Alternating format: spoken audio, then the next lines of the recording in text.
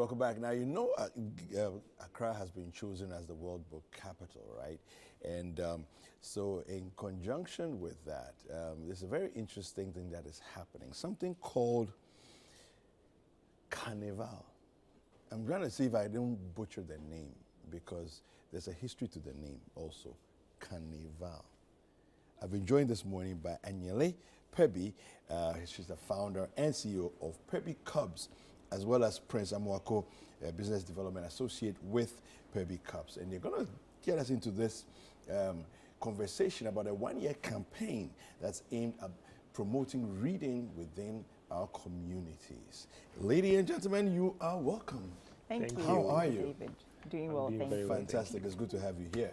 All right, so what is Kaneval and how did it come about?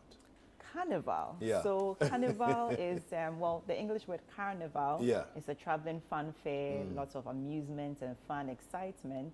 But Carnival, Cane is the Ghana word for read. For read. So Carnival is a fun fair centered around reading. Yeah. So imagine a very exciting time, wonderful time, but at the center of it all is reading. How did it come about?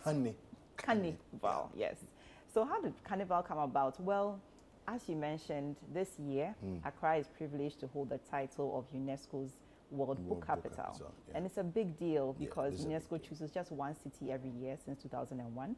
And so Carnival is a campaign, a one-year campaign, to bring the eyes of Accra towards reading, to get us to read some more, you know. And the background of it is, well, according to UNESCO, only about 6% of children in class 2 and 3 are able to read and understand what they read. Now that is really sad. Serious. Yeah, that's because serious. Reading is foundational to all other learning. Yeah. You can't learn anything if you can't read, you know, at least in school, you know. So we've realized there are a number of courses for this, you know, this problem. You know, some of them are, we don't have sufficient reading resources. Books are expensive and also very large class sizes in the public system. But we realized one fundamental cause of this is that we don't value reading as a society. You know, it's either many people can't read, so they don't read, or some people can read, but we still don't read. So Carnival, bringing the fun to reading. Reading is fun, reading leads to success. That's the basis of Carnival. All right, now, like you said, I mean, the person who can read but doesn't read, and the person who can't read because they can't physically read, are basically the same. The value is the same. The value is the same, do you see? Yes. And so, Prince, how do we make reading fun? So, for us, we have several ways to do that. It comes from knowing what's, for example, we deal with a lot of children. What they like to do. They like to be celebrated. They like to be appreciated for what they have done. And so, for example, currently in our partner schools, we have what we call facilitators who are there not just as regular librarians, but celebrate the children and make them excited for what they have done. So they are appreciated for the effort they put in to read. We have games with them. I mean, in the library, they don't just go to read, but we have literacy games with them every time they come for the library session. So we have a lot of fun games we play with them. So they read, they play games, they are celebrated for what they do. And that is how we bring the fun to the reading also. Wow, wow. Let's talk about the activities that you have planned, you know, for Carnival. Carnival. Okay, so as we said, Carnival is a social service, a one-year social service campaign, and we can only make this work if we do it in partnership with the media, in partnership with major influencers, you know, from all walks of life. So we are hoping to get from CEOs, musicians, to who knows, even the black stars, to come alongside us to actually get the whole city. Have you heard? Yes, Asamoah, have you heard? To literally get the whole city reading, the whole country celebrating reading. So some of the activities we planned, well, as he mentioned, Perbi Cubs sets up digital libraries in schools, and we've pretty much been doing this in private schools, but this is a wonderful opportunity to get it done in the public schools. And so in the month of July, we are going to actually set up 3 digital libraries in 3 different public schools to serve the public school community.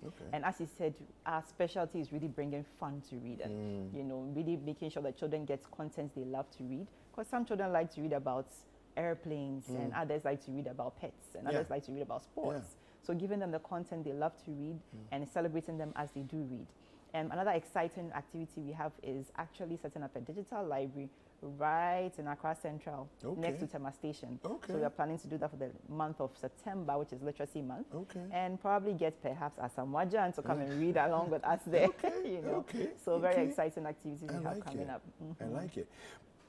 Now, Accra Central, what's the attraction for you to situate a reading club, digital reading club, in Accra Central? What's the attraction for you? So because Accra is UNESCO's World Book Capital, reading must be up front and center for us this year. Yeah. You know, so what a wonderful opportunity to just go to the hockey pitch next to Accra Tema Station and have that there and have anyone come and read. Okay. You know, it's a literacy month. Okay. So we invite everyone to come and read. Whether Kaya yo, or you are a kinky seller, or you're just in transit from work, you want to read, come along and read. There'll be a lot of exciting activities going there with prizes and other challenges people can go through. And perhaps a celebrity or two will drop by to read with the people as well. So it's to bring the fun to reading and to make everyone understand that reading is not only fun, but it actually leads to success as well. Yeah, fantastic. Now, I want to talk a little bit about Perbi Cubs. Now, I know that, because I've heard a little bit of history of it, but, you know, we call our children kids, but you decided years ago that you're not going to call your children kids because a kid is a child of a goat. Yes. So you're rather going to call them cubs because a cub is a child of a lion. Yes, I prefer to be a lion than to be a goat. So. Okay. Because a lion always wins. A lion always yes, wins. you know, a lion symbolizes being a leader, being a champion, and success. And so cubs, because we want the children to grow up to be nurtured, to be leaders, to be champions, to be successful. And even to have the mindset that yes. this is who we are. Yes, exactly. So we should all start calling our children cubs instead exactly. of kids. Who sold us the lie that we should call ourselves kids anyway? Not even lambs, kids. I know, right? Gee, okay. So before this and beyond this, what's Perbi Cubs? You know, just talk to us a little bit about that. And how do people also then get in touch with you if they're interested? Okay. Very good question. So Perbi Cubs initially started in response to a family need. My husband and I have only 7 children. Yeah, I heard about that. and our children love to read. And we're living abroad in Canada, and we're living across a public library. Our children love borrowing books from there. So we're coming to Ghana for about 6 months. And we said, well, we need to buy books and bring with us. Otherwise, they may lose the reading habit because books are expensive. It will be difficult to sustain the habit here. So we shipped about 1,000 books to come. And when we bought the books, their friends and cousins also like to borrow from their collection. Okay. So let's start a little library. Yeah. But as time went on, we realized we started doing research on the state of literacy in Ghana. Like I said, children in class 2 and 3, their reading levels are very low, you know, and so that really became a strong passion for us to make sure that we have a literacy program that engages children to learn to read and love to read so they succeed in school and beyond. And so Perbi Cubs initially began like this with hard copy books. And then after COVID, when COVID hit, we actually pivoted to e-books, you know, and digital library, you know, and then at the end of 2021, we began setting up digital libraries in schools in partnership with schools. So when we do this, it's actually the best of both worlds. We get to see the children interact with them, celebrate them, applaud them, but also they get to read the books, the e-books anywhere they are. So both in the school and also when they go home, they get to read. And the thing about our system, which the children really love, is for every book they read, there's a quiz. And so when they pass the quiz, they get points. And the points and the medallions and all kinds of rewards. You know, so that's how come we are able to engage them to learn to love to read. I like it. I like it a lot. No, I think you guys have done a fantastic job. You know, kudos to all of you, the entire team. Thank you. I think it's just brilliant. How do people reach out to you if they're interested in? How do they reach out to us? Well, on all our social media handles, you can find us Perbi Cubs. Perbi Cubs. Yes, on Instagram, on Facebook, even on YouTube, you have a channel as well. But our phone numbers are also available that you can reach us and always give us a call and we are available. Put it out there. Let's so get people 0543 556 887. Okay.